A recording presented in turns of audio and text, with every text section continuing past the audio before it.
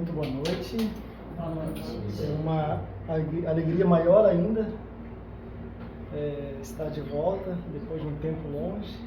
Então, voltar a esse lar, voltar a essa família, que a gente vai construindo esses laços e se sente tão bem, tão acolhido e tão fortalecido. Então, a nossa intenção aqui, primeiramente, é justamente isso. Nós nos sintamos acolhidos. A doutrina do Espiritismo, a doutrina dos Espíritos, que é o cristianismo redivivo, ele pretende, que todos os seus filhos se reúnam e que nenhuma ovelha se perca. Então, nós que estamos aqui, é muito importante que nós nos sintamos acolhidos e acolhidas. Como se fosse um lar. Como se fosse um lar onde a gente possa aqui se sentir à vontade para abraçar, para conversar, para trocar, e a gente consiga sair daqui melhor do que a gente chegou. Então, eu me sinto em casa, de volta aqui, é uma alegria voltar para esse lar. E a gente sabe que estamos aqui para aprender. Esse é o nosso objetivo aqui, sermos acolhidos, nos sentirmos aliviados nas nossas angústias, nossos conflitos, nos nossos anseios, e aprender para que a gente possa aí recalcular a nossa rótula, tendo como bússola aquela que é infalível, que é Jesus. Então, Jesus é sempre a nossa bússola infalível, na nossa dúvida, na nossa dificuldade, que a gente possa pegar o Evangelho ou as mensagens que falam do Evangelho e buscar inspiração para tomar as decisões que a gente precisa tomar na nossa existência. Como falava a nossa irmã no início, nós estamos constantemente amparados por uma legião de irmãos que querem que nós tenhamos sucesso na nossa encarnação. Mas nós precisamos dar o passo. Eles não vão caminhar por nós. Eles nos incentivam, nos estimulam, nos motivam, nos acolhem, mas aguardam de nós a boa vontade e o movimento para caminhar. Então não basta pedir, é preciso agir. Não é por outra razão que Jesus, quando traz a tríade, se eu não me engano, em Mateus 6, ele vai dizer: pedi e obtereis. Mas depois ele fala: buscai e achareis. Então tem que buscar também, mas não basta só buscar.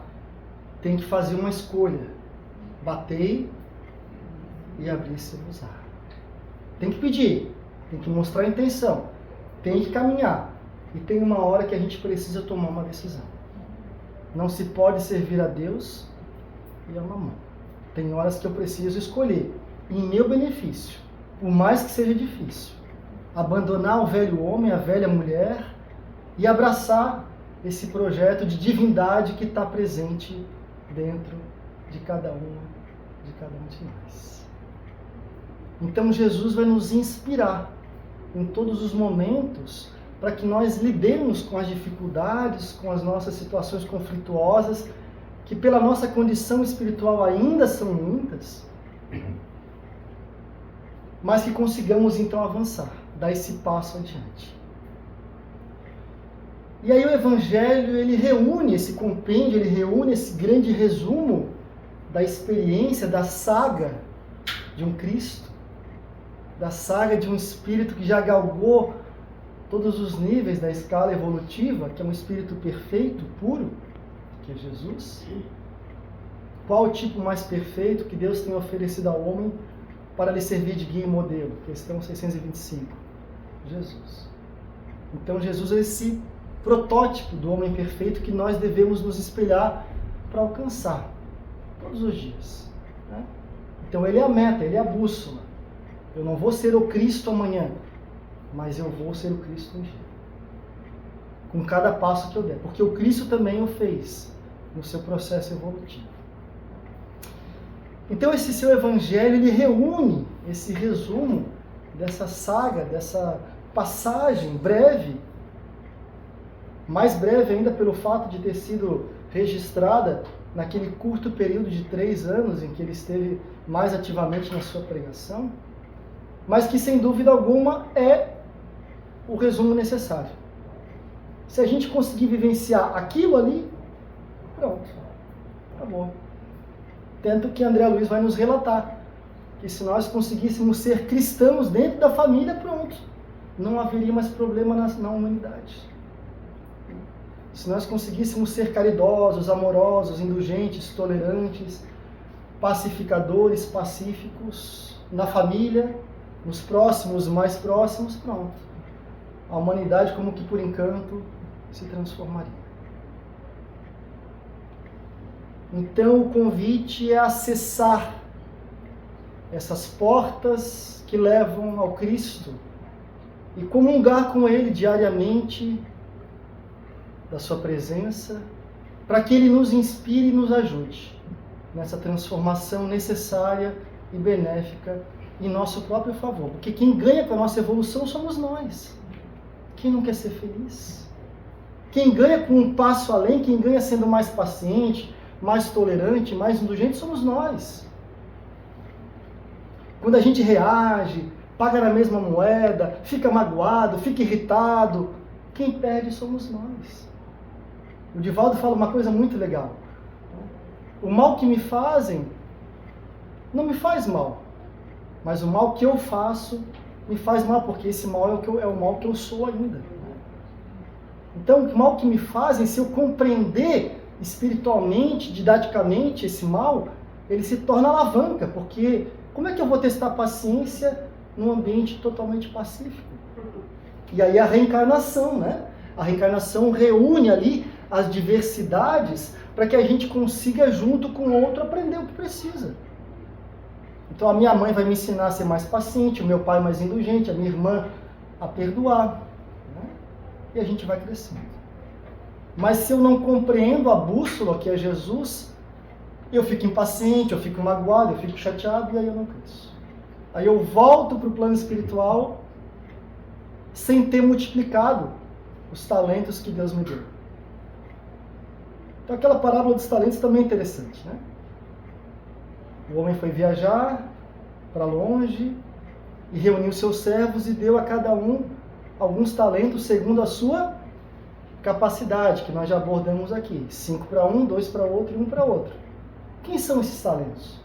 Ora, é o meu chefe, é a minha mãe, é o meu pai, é a condição em que eu nasci, é o corpo que eu visto. Esses são os talentos. Como que eu multiplico os talentos? Aplicando a lei de Deus na sua vivência. Na sua vivência. Então essa é a nossa necessidade, vivenciar o Cristo. E hoje, então, eu gostaria que nós comentássemos um pouquinho de uma passagem que me chamou muito a atenção. Geralmente os temas que eu trago aqui para a gente refletir são temas que eu trago para mim, reflito, faz sentido e eu acho que podem colaborar. Então, João 4 nos narra que Jesus, na Judéia, lá embaixo, na visão aqui de norte em cima e sul embaixo, lá na Judéia, ele resolve voltar para Galileia por conta de alguns rumores de que ele batizava, de que ele fazia algumas curas. Então, naquele momento ainda não era um momento de entrar naquele embate, ele volta para Galileia. Mas naquele momento, naquele seu retorno, ele escolhe um outro caminho. Ele passa pelo meio da Samaria. Geralmente os judeus desviavam, né? Que os samaritanos eram dissidentes, eles brigavam, se matavam, tinham ódio uns pelos outros, né? Então Jesus resolve passar pela Samaria. E já era quase meio-dia, um dia quente. Eles param então numa cidade chamada Sicar, que onde estava o poço de Jacó. Um poço bastante famoso, que era o local onde os samaritanos peregrinavam para Deus, assim como os judeus o faziam em Jerusalém. Então Jesus para naquele centro, né, naquele lugar importante, religiosamente falando, para os samaritanos, e aí despede os seus discípulos, seus apóstolos, para que eles fossem até a cidade buscar alguma comida. Ou seja, dá uma desculpa para ficar sozinho ali. Né? Então já estava tudo armado, né? Estava tudo já pensado. E eis que naquele momento, meio-dia, calor, então uma hora que pouca gente frequentava aquele ambiente, eis que aparece uma mulher samaritana, estava na Samaria. Então eu fico imaginando o constrangimento daquela mulher naquela situação, naquela época, em que os homens e as mulheres tinham uma distância, ainda mais quando eram de lugares e povos diferentes. Então o constrangimento dela diante daquele homem, que ela reconheceu naturalmente como se fosse um judeu. E aí ela vai fazer o serviço dela, que era buscar água, e naquele momento então ela é surpreendida com uma fala.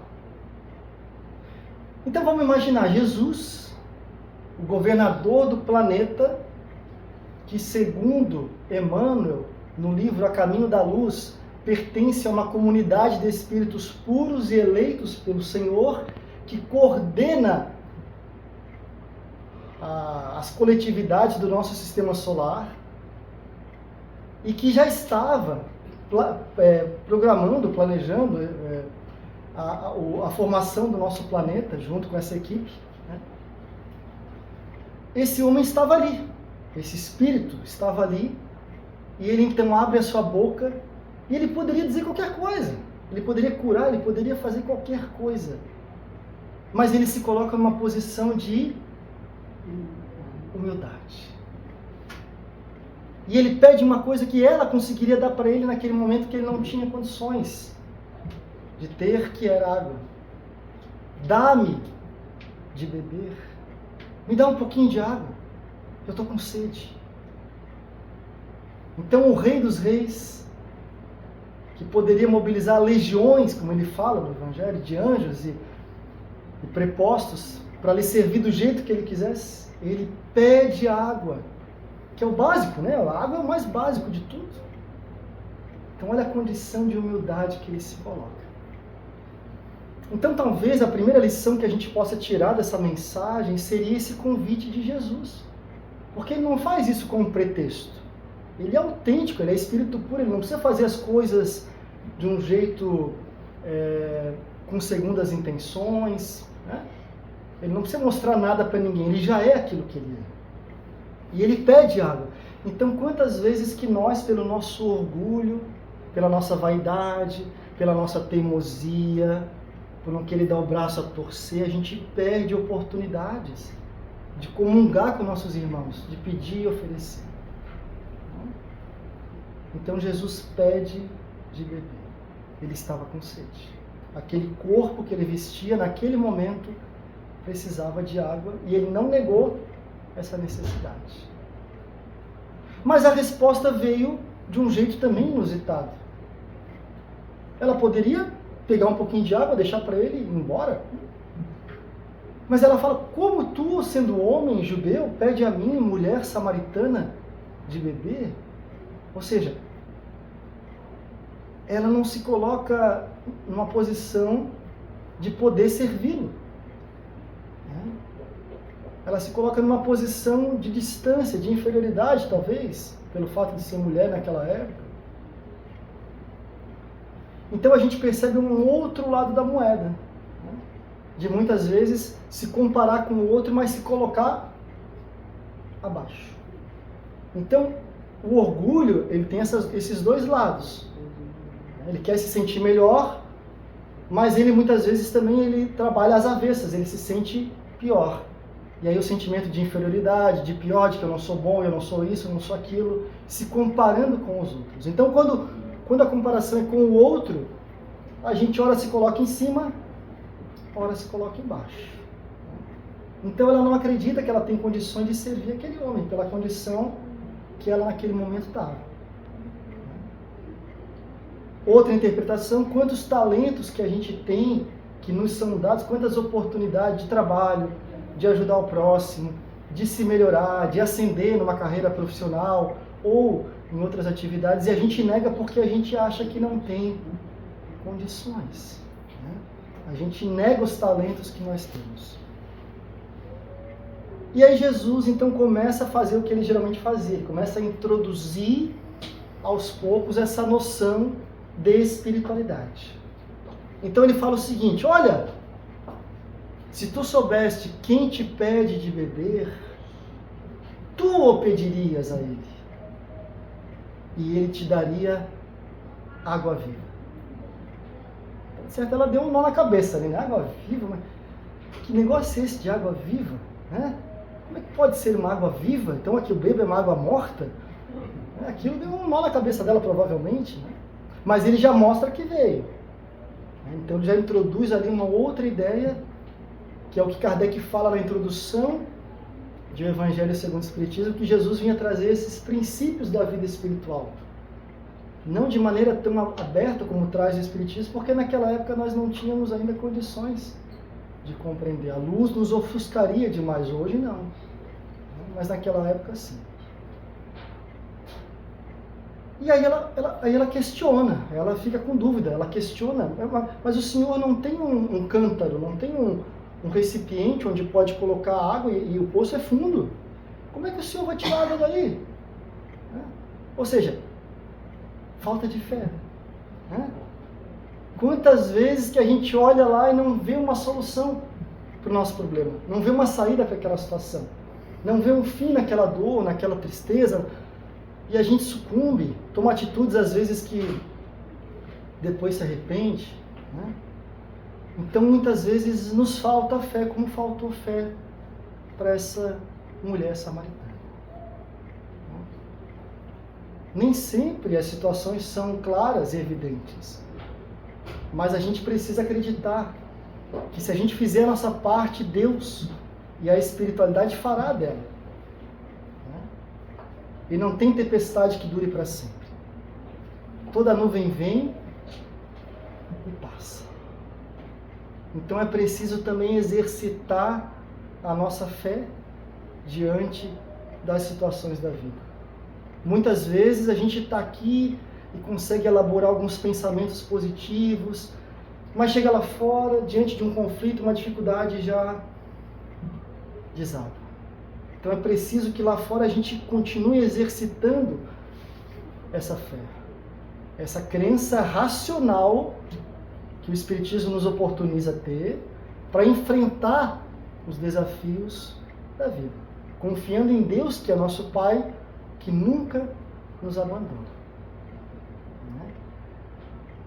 E aí ela questiona Jesus. Jesus então fala o seguinte, ela fala assim: por acaso o Senhor é maior do que o nosso pai Jacó, que fez esse poço, que bebeu dessa água, e os seus animais e os seus filhos beberam também?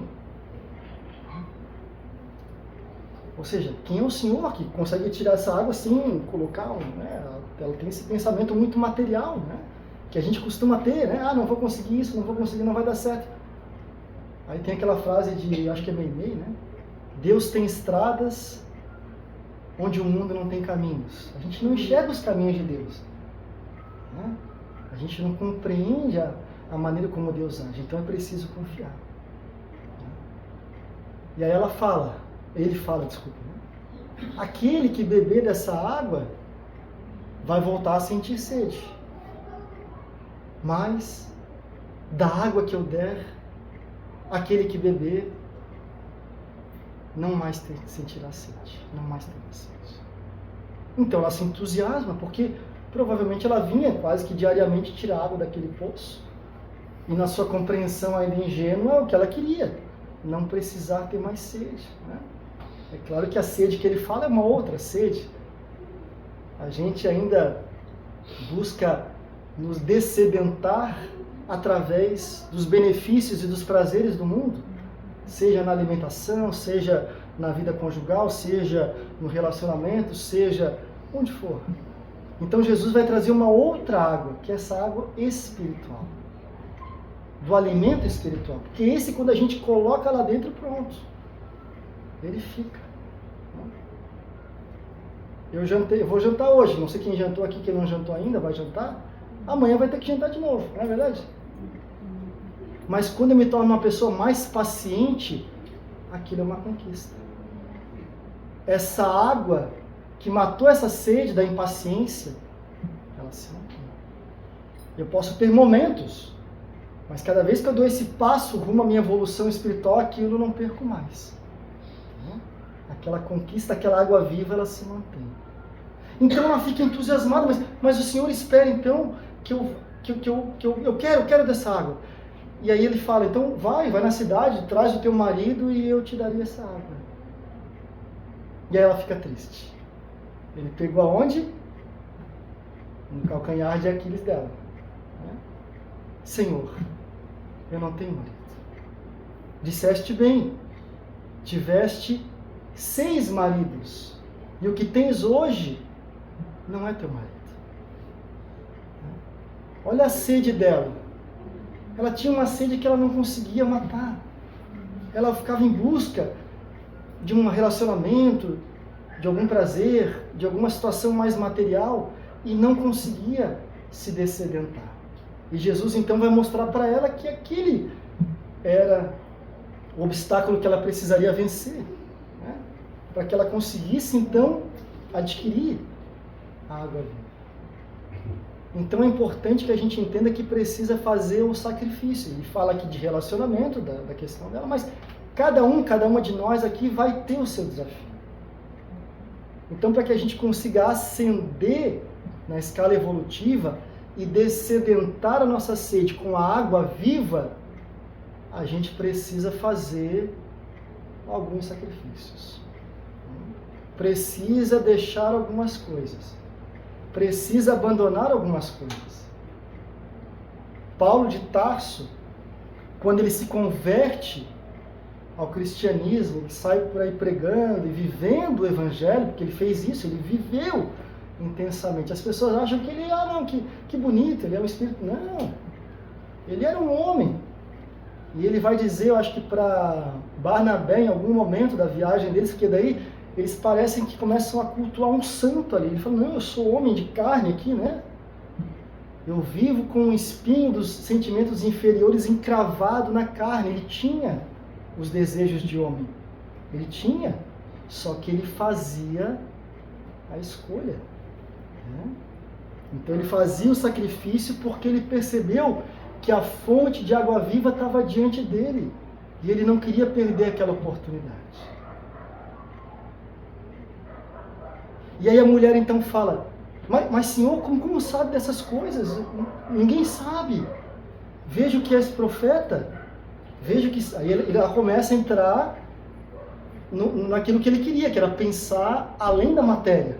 Ela vai ao encontro da ideia da espiritualidade. Então ele consegue ajudá-la a transitar para essa ideia. E aí ela fala, né, olha, vocês judeus, ela quer trazer um assunto ali, vocês judeus louvam a Deus lá em Jerusalém, no templo, né? Nós aqui louvamos, aqui nesse morro, nesse lugar aqui. E aí Jesus fala, dá mais um ensinamento para ela, em verdade vos digo, que um dia chegará que nem aqui, e nem em Jerusalém louvaremos a Deus, porque Deus não é matéria. E Deus deve ser louvado em espírito e verdade. Não é o ritual que eu faço, não é a roupa que eu visto, é a atitude que eu tenho. Então Kardec vai trazer para a gente de maneira linda, né? As boas ações são as melhores preces, porque os atos valem muito mais que as palavras. Está lá no Livro dos Espíritos. Então isso é louvar em espírito e verdade, é vivenciar. Porque da boca para fora é fácil. Vir aqui e falar não é difícil. Difícil é vivenciar. Mas essa é a água viva. Essa é a água que não vai embora.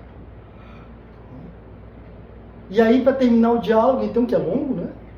Ela vai dizer, mas ela fica entusiasmada com aquele homem, aquela fala, aqueles ensinamentos. Ela diz, Senhor, mas tudo isso que dizes, eu sei que virá o Messias. E ele dirá essas coisas, ele explicará tudo isso. Então ela começa a acessar, talvez, a sua programação. Ela tinha talvez se desviado, como o filho pródigo que pega a sua fortuna, ou seja, que vai em direção à materialidade para gozar da matéria, mas ele não se dessedenta, ele não mata a sua sede, ele gasta todo o dinheiro e depois o que acontece? Aquela cidade, aquela região vive uma grande fome. Aí ele pensa, bom, mas na casa de meu pai, os empregados do meu pai comem melhor do que eu aqui que estou tentando negociar a comida dos porcos.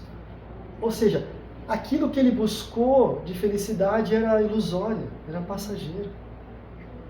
E ele humildemente volta para a casa do pai dele, se colocando na posição de um empregado. O pai é que abraça e aí fica feliz com o seu retorno. Então essa mulher, ela acessa, provavelmente, essa dimensão mais ampla da espiritualidade, que é a que nós devemos acessar também, nesse contato com Cristo. E quando eu falo Cristo, não é o Cristo que está aqui ou ali, ele está dentro. É o Cristo que nos pede um testemunho, um bem, uma ação benéfica, uma ajuda, um sorriso, um abraço. E aí ela fala, então o Messias virá, eu sei que ele virá, eu sei. Mal sabia ela. Aí o que ele fala para encerrar o diálogo? Com muita humildade, ele fala o seguinte: eu sou Cristo. Eu sou Cristo. Então ele não negava a condição dele. Porque ser um Cristo é responsabilidade. Ser um presidente de centro espírita é uma responsabilidade. Ser um professor numa sala de aula é uma responsabilidade. Ser uma pessoa que vai cuidar da limpeza de um espaço é uma responsabilidade. Então a gente precisa assumir as nossas responsabilidades e nos regozijarmos por elas. Então Jesus fala, eu sou o Cristo. E aí ela começa a chorar e vai correndo para a cidade, chama todo mundo e fala, olha, eu vi um homem e ele sabe de tudo, ele é o Cristo, eu sei que ele é o Cristo. E eles vão, e aí João no final relata, e eles viram que realmente ele era o Cristo, não porque ela havia falado, mas pelo que ele fizera, pelo que houvera feito. E aí ele fica 2 dias ali com eles, naquele lugar, naquela cidade, e depois vai embora. Esse diálogo é longo, cheio de passagens, de momentos aí, mas eu acho que é muito rico. E eu recomendo que vocês deem uma lidinha quando puderem. É um capítulo só do Evangelho, capítulo 4 de João, e para que a gente possa acessar essa mulher samaritana que ainda vive dentro de nós. E o que nós precisamos abandonar, no caso dela, era essa ânsia por marido, essa ânsia por um relacionamento. O que nós precisamos abandonar na nossa vida para que a gente tenha condições, tenha mérito de beber dessa água viva, em nosso próprio benefício, em nossa própria felicidade. E sem dúvida alguma, não é senão através da própria prática do Evangelho que a gente vai conseguir, então, equacionar esses desafios, essas dificuldades, esses problemas. Então, Cristo continua pedindo a cada um de nós, dá-me de beber. Na rua, no trabalho, no centro espírita, no ônibus, a gente vai encontrar Jesus pedindo, dá-me de beber. Dá-me de beber. Ele vai dizer, quando o Filho do Homem voltar, separará os bons dos maus, como o pastor separa os bodes das ovelhas, e dirá àqueles que estiverem à direita, vinde, benditos, tomai posse do que vos foi preparado. Aqueles que conseguiram absorver a água viva. Porque tive fome e me deste de comer. Tive sede e me deste de beber. Senti frio e me agasalhaste. Estive preso ou doente e fosse me visitar. Estive sem teto e me abrigaste. E os justos falarão então, mas Senhor, quando foi que nós te vimos nessa situação e te ajudamos? Então Jesus dirá, toda vez que fizeste a um dos mais pequeninos dos meus irmãos, foi a mim. Então, se a nossa intenção é aproveitar essa encarnação, é beber dessa água viva, é parar de sentir sede, que a gente possa se aproximar de Jesus na figura do nosso próximo e amá-lo de todo o nosso coração. Procurei-te, desarvorado e triste, pelas terras distantes, em loucas aventuras com os outros, sem conseguir te encontrar. Onde chegava a minha ansiedade, deparava com as marcas de teus pés no chão. Penetrei-me pelas lâminas da angústia, dilacerando todas as minhas ambições, em vãs tentativas de te encontrar. Exauri-me, sem resultado feliz, e detive-me caído. Defrontei um dia 2 estrelas, cujo brilho se apagava nos olhos de uma criança abandonada. E amei-a. A sua voz sem palavras e a música da sua necessidade me fizeram encontrar os 3. O próximo, a mim e a ti, ó soberano Senhor da minha vida. Que possamos buscar cotidianamente o Cristo no próximo e amá-lo como a gente puder. Que assim seja.